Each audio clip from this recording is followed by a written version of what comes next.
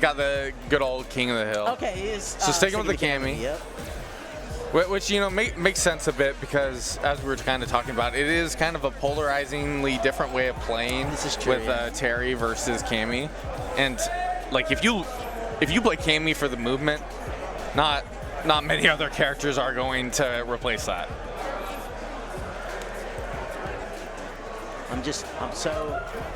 Yeah, okay. I literally talked to him about I don't know why I was like bated breath. Who's he going to play? See, he told me I asked about Sagat because I heard the statement that, like, there's no reason to really play DJ in this meta when Sagat exists. Yeah. And then he, like, immediately afterwards, Mikesy asked, hey, who are you playing in Bracket, by the way? Oh, yeah, I'll play DJ. Alex, known pusher for the DJ bottom 10 agenda, which I'm starting to agree with. You know, if I lose, it's true. Yeah.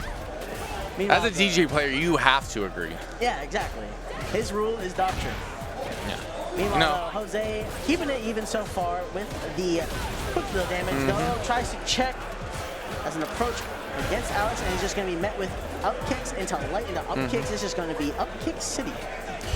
Oh, good. Perfect parry here. Able to get all the way towards here on the corner. Able to really abuse this drive gauge situation. Might be able to force burnout depending on the situation. Luckily, able to get a punish here. Going for the level 2 here. Going to have a situation here. Caught on wake up. A little too aggressive there, but able to interfere with that sway. You remember, you got to be able to close on those wake ups. But hey, Hozayy, like you said, took the round. Sitting a little pretty. It's going to be on Alex to start having to make some hard adjustments. This matchup's not the most ideal from time to time, but it's going to be DJ being able to get some of those big hits in because the damage is not a problem with this character. He puts out so much damage and gets a lot of advantage off of it immediately soon after. Meanwhile, goes to the Jazz, just drive up, falls with the combo, hits the 1-2, and closes it with a perfect KO. And just immediately gets back up a round. So fast, by the way. Yeah, we didn't even get to see the maracas for that long, you know? It was just like, I kind of wanted to sit there and appreciate it for a little bit here. He's speedrunning. Oh, good. Perfect parry once again here. Hozayy putting on that pressure there. All right. In the corner, what do? Grab. Do we do it again? No, we mix up. It was put out there so early. But there we go. This should be the combo to go. No, it's not interesting. You don't want to regret this, Hozayy. Goes into burnout. Locks it. Does not get the level 3. Should have been able to confirm here, but now in burnout, but luckily able to close it out there with the kick. Even MaiTaiKneeWiiKnee was a little bewildered by that. Immediately goes into character select. This is the time that you want to use just to think some things over, view the matchup, really take into consideration because, again, Hozayy was not doing anything necessarily crazy, right?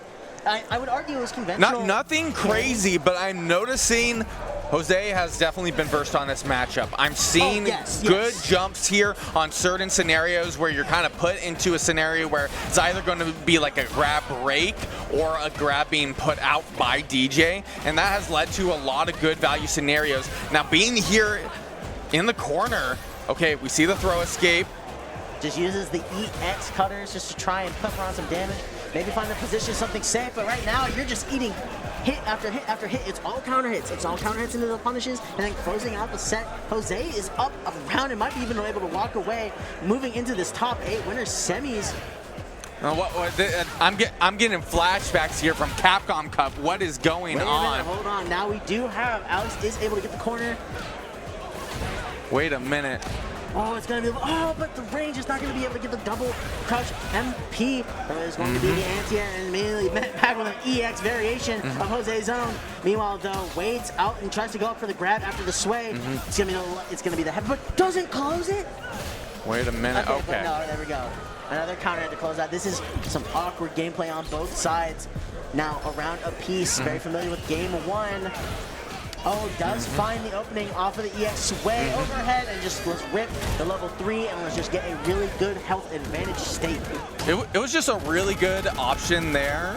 Like in terms of like, you know, you were expecting there was going to possibly be the grab tech from Hozayy. So going for the crouching medium, ending up to get that extension here and ultimately closing out this round. Wait a minute. There we go. Safe jump. I'm really surprised I didn't see the cash out. That was a full thing of drive meter that was not used. And then he just got right back into it. But Hozayy and Alex know what the mission is, don't have to worry, don't have to change too much. You know, Alex did find a way to... Oh, wow. Okay, that has to feel rough here for this first round of game 3. In the corner, very little life to work with. Getting the meter back for sure. Able to avoid the grab. Should be able to, yeah, I was about to say, mix up there in the corner. Can you, oh no, DP there on the jump in, but we do get to see the splat. Okay, solid start here, 4 damage. Was going to be the option here on get up. Okay, playing it relatively safe. Oh no. Using the starting frames of that EX cutter, it stays in front of DJ for just long enough that dive kick to eat all of the damage. And now it's going to be up Alex, 1 round compared to Hozayy, who had such dominant control of the set. It's starting to slip away from him. Taking a little hit here and there, able to get, you know, the perfect parry. What a jump, and this should be really good value. Next interaction could lead to a super conversion. Ended up on the wrong side, though. I don't think that was intentional. In burnout in the corner, too. Oh, we're okay. Good jump. Able to get the double counter hit. Okay, but has level 3 here. No, just gonna trying to try and get wait a minute. In the corner, but no, it's going to be met with equal force coming in from Hozayy. Drive meter is back, and Alex is on the threshold of going to burn out himself. Okay. Now it's gonna be the question: is there gonna be a cash out? Is there gonna be a level 3 difference into this next round? If that's going to happen. Okay. Alex has so many opportunities to cash. Catching the low here. Should be able to convert in at least level 2. Goes for the level 3. Wanted to make sure it was certain. Was in the motions. MaiTaiKneeWiiKnee is not closing on opportunities to close, and it's catching up to him. Though he does have level 3 and a potential CA, depending on how the round plays out.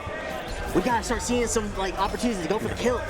But with how the pace of the game has been going, I don't even think Hozayy will be able to get that level 1. Big call out here from MaiTai. Meanwhile, into the corner, drive rush, try to set up the Oki. Gets the anti-air, no counter hit. We're getting the light hits, but we're falling through. Level 3 conversion. Yeah, level 3 conversion with the burnout on deck. This is looking very dire. There's no meter gain. You're right, there might not even be a level 1 at play. Are we going to see a jump? Are we standing on the ground? There aren't very many options that you have in that scenario. And that's going to be it. MaiTaiKneeWiiKnee scrapes that 2-1 from the clutches of defeat into the victory, into the winner's semis. He's off screen with the head shaking. Could not be more understated. Could not be understated. Yeah, like I feel like there was probably no expectation for that first round. Upkicks killing in that corner. We had no help. Yeah. MaiTaiKneeWiiKnee gets the win, but there's some evaluation at play. You hear it from him. Yeah. I hope the microphone picked that up. Because I was asking the same question, right? It was just like, you had all the meter, you had all that butter, you should have cashed out, you should start using that stuff and just get the close, but he did not close with the set. And that almost costed him the entire match. Yeah. It costed him potentially the tournament, depending on how things, spiral from then on. But to be able to pick yourself up from that point and still be able to close out, especially after game 1. Yeah. Whew, good stuff to Alex. Yeah, I was kind of surprised that Hozayy in that last second scenario did not end up jumping, because although, here, let me explain the logic, because we're in burnout, we do not have access to meter. Yeah. You have decent distance from DJ. You are in a scenario where, like, if the drive rush in happens and drive impact happens, because you're in burnout on block, you are going to have to take the hit. You are not going to be able to get out of it. At that point. In the other scenario, you are also in up kicks range. So if you jump, you can still get caught with it, and with how little health Hozayy had, it was potentially lethal. But I think opting to jump in that scenario ends up being better, because it is not a guarantee. This is true. That the up kicks is going to kill. One, because it was so far away, you're not getting all the hits, so there could have been a possible reset afterwards. And then 2, if preemptively MaiTai did that option, you would have gotten a jump heavy punish. Then be able to potentially close out the entire match, then move on to winner's side. But no, we live in this timeline.